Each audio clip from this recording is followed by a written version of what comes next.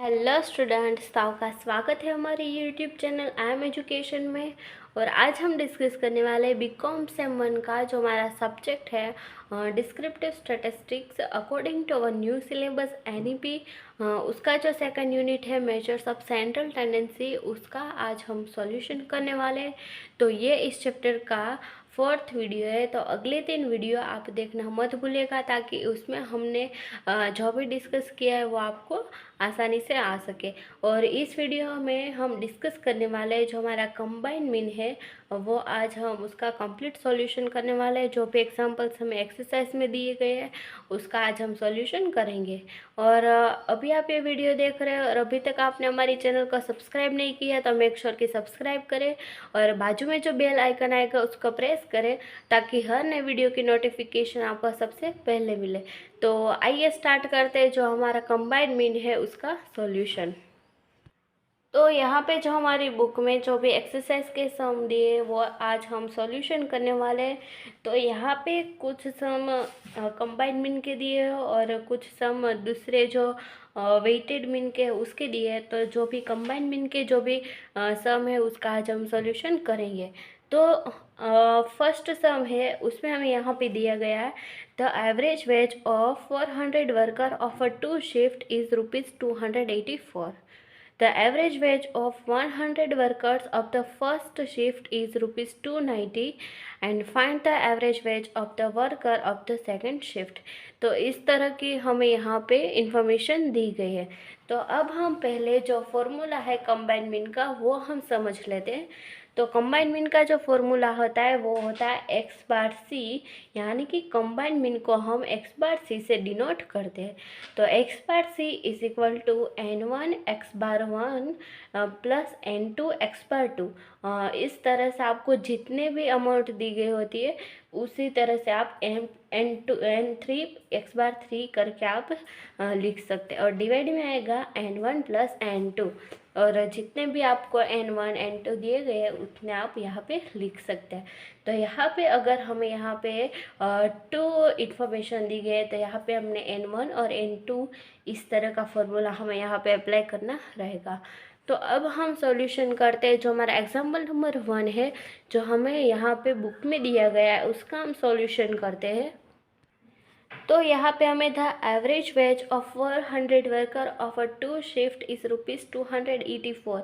यहाँ पे हमें दोनों शिफ्ट के वर्कर्स के जो भी वेज है एवरेज वेज उसकी अमाउंट यहाँ पे दी गई है और टोटल वर्कर्स के भी अमाउंट यहाँ पे दी गई है।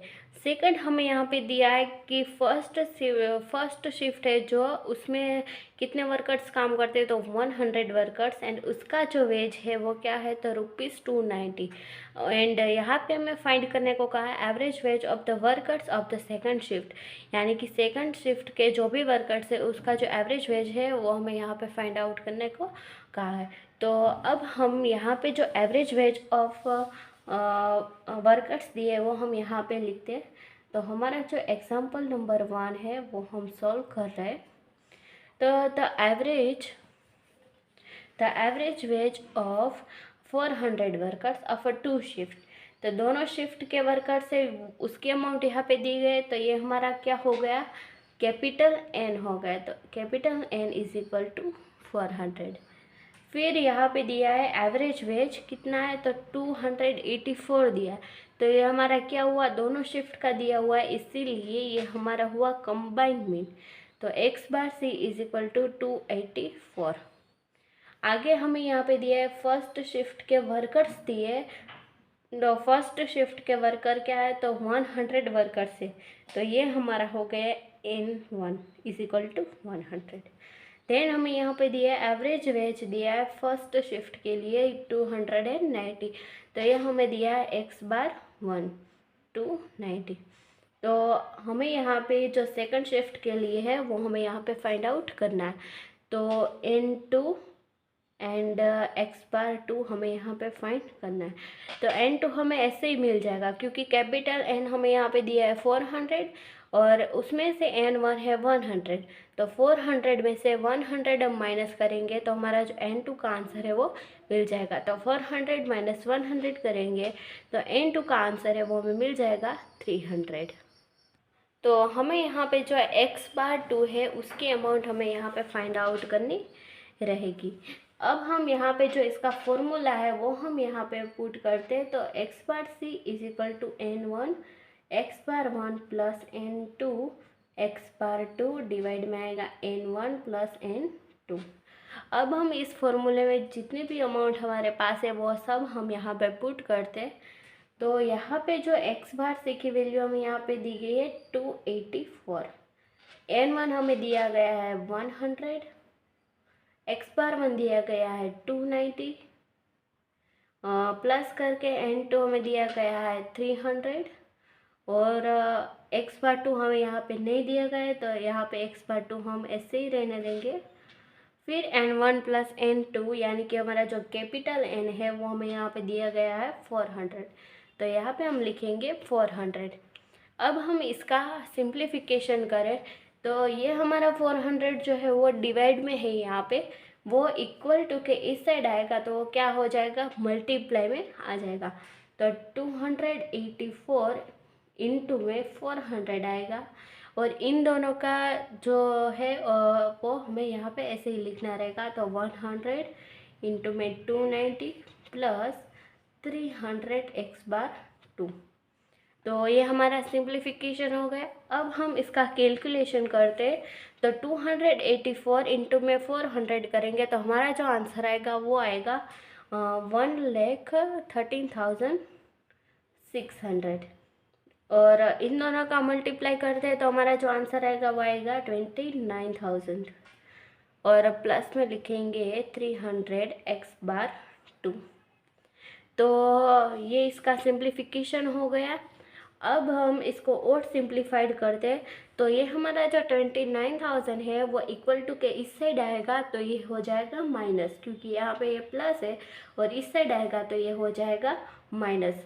तो 1,13,600 minus 29,000 is equal to 300 x/2। तो इन दोनों का माइनस करेंगे तो हमारा जो आंसर आएगा वो आएगा 84,600 इज इक्वल टू 300 x/2। अब हम यहाँ पे जो 300 है वो इक्वल टू का इस साइड आएगा तो यहाँ पे मल्टीप्लाई में इस साइड आएगा तो वो आएगा डिवाइड में। तो 84,600 डिवाइड में आएगा 300 और x/2। अब हम इन दोनों का डिवाइड करेंगे तो हमारा जो आंसर आएगा वो आएगा 282 इज इक्वल टू x/2। तो यहाँ पे जो हमें x/2 की वैल्यू फाइंड आउट करनी थी उसका आंसर हमें यहाँ पे मिल गया। तो एग्जाम्पल नंबर 1 का सॉल्यूशन हमने यहाँ पे बहुत आसान मेथड से हमने यहाँ पे कर दिया। अब हम बात करते हैं जो हमारा नेक्स्ट क्वेश्चन है सेकंड नंबर का, उसका हम सॉल्यूशन करते हैं।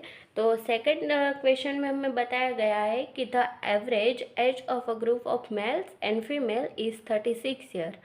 The average age of males is 42 years and that of female is 30 years. Find the percentage of males and females in a group. तो हमें यहाँ पे जो एवरेज एज है मेल्स की और फीमेल्स की वो 36 दी गई है, यानी कि ये हमारा क्या हुआ, x/c हुआ। Then average age of male 42 दिया है तो ये क्या हुआ, तो एवरेज एज दिया है। एवरेज यानी कि क्या हुआ, तो x/1 एंड यहाँ पे एवरेज फीमेल्स का यानी कि ये हो गया x/2। तो अब हम ये सेकंड क्वेश्चन जो है उसका सॉल्यूशन करते हैं। तो एग्जांपल नंबर 2, तो यहाँ पे जो हमें x/c दिया हुआ है वह क्या है, 36। तो x/c is equal to 36, then x/1 और x/2 भी दिया गया है। तो एवरेज एज यानी कि मेल्स की 42 ईयर्स, तो x/1 हमारा हो गया 42 एंड फीमेल्स की दी है 30 ईयर्स, तो x/2 हो गया हमारा 30 ईयर्स। अब हम आगे इसका सॉल्यूशन करते हैं। तो अब हम यहाँ पे इसका जो फॉर्मूला है वो हम पुट करते हैं। तो इसका फॉर्मूला क्या है, तो x/c is equal to n1 x/1 plus n2 x/2 divide में आएगा n1 प्लस n2। तो यहाँ पे जो हमें अमाउंट दी है वो हम पुट करते हैं। तो x/c में दिया है 36, तो हम यहाँ पे लिखेंगे 36, n1 की वैल्यू हमें यहाँ पे नहीं दी गई है, तो n1 हम यहाँ पे ऐसे ही रहने देंगे। फिर x⁻1 की वैल्यू हमें यहाँ पे दी गई है 42, तो हम यहाँ पे लिखेंगे 42। देन यहाँ पे हमें n2 की वैल्यू नहीं दी गई है, तो यहाँ पे लिखेंगे n2 एंड x/2 की वैल्यू यहाँ पे दी गई है 30, तो यहाँ पे लिखेंगे 30। और यहाँ पे जो डिवाइड में n1 प्लस n2 है उसकी वैल्यू भी हमें यहाँ पे नहीं दी है, तो हम यहाँ पे लिखेंगे n1 प्लस n2। तो यहाँ पे जो हमें अमाउंट दी गई थी जो क्वेश्चन में, वो हमने पुट कर दिए। अब हम इसका और सिंप्लीफिकेशन करते हैं। तो हमारा जो n1 प्लस n2 है वो डिवाइड में है, वो इज इक्वल टू के इस साइड आएगा तो क्या आएगा, तो मल्टीप्लिकेशन में आ जाएगा। तो 36n plus n1 plus n2 is equal to 42n1 plus 30n2। तो यहाँ पे हमने जो 42n1 एंड 30n2 यहाँ पे लिख दिया। अब हम इसका और सिंप्लीफिकेशन करें तो हमें जो यहाँ पे n1 n2 दिया गया है वो हमें यहाँ पे हटाना हो, तो यहाँ पे जो 36 है वो हमें इन दोनों के साथ मल्टीप्लाई करना रहेगा। तो इन दोनों के साथ मल्टीप्लाई करें तो 36n1 होगा, और n2 के साथ मल्टीप्लाई करें तो आएगा 36n2। और यहाँ पे जो अमाउंट है वो हम ऐसे ही लिख देंगे, तो 42n1 प्लस 30n2। अब हम जो n1 है उसको n1 में से माइनस कर देंगे और n2 को n2 में से माइनस कर देंगे। तो अब हम 36n1 लिख देते हैं, और यहाँ पे जो n1 है उसको इज इक्वल टू के इस साइड लेके आते हैं, तो ये प्लस में है तो इज इक्वल टू के इस साइड आएगा तो क्या हो जाएगा, माइनस हो जाएगा। तो -42n1, और यहाँ पे क्या बचा, तो 30n2। और तो यहाँ पे जो n2 है वो प्लस में है, इज इक्वल टू के इस साइड आएगा तो क्या आएगा, तो माइनस होके आएगा, तो 36n2। अब हम इन दोनों का जो सब्ट्रैक्ट करते हैं तो यहाँ पे जो हमारा आंसर आएगा वो आएगा -6n1 is equal to -6n2। तो दोनों का जो आंसर है वो हमें यहाँ पे माइनस में मिल रहा है। तो यहाँ पे जो हमारा माइनस माइनस है वो यहाँ पे कट हो जाता है, और हमारा यहाँ पे सिर्फ क्या बचेगा, तो सिर्फ 6n1 is equal to 6n2 ही बचेगा। अब हम next n1 divide by n2 कर देंगे और 6 डिवाइड बाई 6 कर देंगे। यानी कि इसका मतलब क्या हुआ, तो जो मेल्स और फीमेल्स का जो प्रपोर्शन है वो क्या हुआ, तो 6:6 हो गया। अब हम इसका परसेंटेज फाइंड आउट करने को कहा है हमें सब में, तो अब हम इसका परसेंटेज फाइंड आउट करते हैं। तो पहले जो मेल्स का परसेंटेज है वो हम फाइंड करते हैं। तो मेल्स, तो यहाँ पे जो n1 है वो मेल्स के लिए और n2 जो है वो फीमेल्स के लिए। तो 6 डिवाइड में 6 + 6 12 होता है, तो यहाँ पे 12 लिखेंगे, इंटू में 100 करेंगे। तो इसका सिंप्लीफिकेशन करें तो हमारा आंसर आएगा, क्या आएगा, 50%। और इसी तरह से फीमेल्स का फाइंड आउट करते हैं। तो फीमेल्स का क्या है, यहाँ पे 6 है, तो 6 और 6 + 6 इज इक्वल टू 12, तो यहाँ पे 12 लिखेंगे और इंटू में करेंगे 100। तो यहाँ पे हमारा जो आंसर आएगा वो आएगा 50%। तो यहाँ पे जो क्वेश्चन में हमें यहाँ पे find the percentage of male and female in the group हमें यहाँ पे दिया गया था। तो हमने यहाँ पे जो मेल्स एंड फीमेल्स का जो परसेंटेज होता है वो हमने यहाँ पे फाइंड आउट कर दिया है। तो इसका आंसर आ रहा है 50% मेल्स का और 50% फीमेल का। तो ये जो एग्जाम्पल नंबर 2 है वो आई थिंक थोड़ा हार्ड है और आपको मे बी इसमें प्रॉब्लम हुई होगी। तो यहाँ पे जो एग्जाम्पल नंबर 2 है उसका हमने कंप्लीट सॉल्यूशन कर दिया है। अब हम नेक्स्ट सोल्व कर रहे हैं। तो अब हम यहाँ पे एग्जाम्पल नंबर 6 जो है वो हमें एक्सरसाइज में दिया हुआ है वो हम फाइंड करते हैं। आई होप कि ये वीडियो थोड़ा लंबा हो रहा है, तो मेक श्योर कि आप पूरा देखें और ताकि आपको ये सब समझ में आ सके। तो अब हम एग्जाम्पल नंबर 6 है उसमें यहाँ पे दिया गया है, the average attendance of the student of standard 12th is 22 days in a month and the average attendance of student of standard 11 is 24 days in the same month. If the combined average attendance of both the classes is 23.2 days, find the percentage of student of standard 11 and 12. तो यहाँ पे हमें percentage find out करने students के। तो अब हम इसका सॉल्यूशन करते। तो हमें यहाँ पे फर्स्ट दिया है कि एवरेज अटेंडेंस दी गई है 22 डेज। तो अब हम यहाँ पे लिखेंगे जो कंबाइन एवरेज है वो भी हमें यहाँ पे दिया गया है। तो अब हम इससे स्टार्ट करते हैं। तो हमारा जो कंबाइन एवरेज दिया गया है इसका मतलब हमें यहाँ पे एक्स बार सी दिया हुआ है।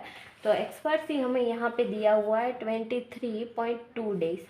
तो हम यहाँ पे लिखेंगे 23.2। अब यहाँ पे जो एवरेज अटेंडेंस हमें दी गई है वो 12th एंड 11th की दी गई एवरेज आया है, यानी कि एवरेज जब वर्ड आपको आया तो एवरेज का मतलब क्या होता है, तो एक्स बार ही होता है।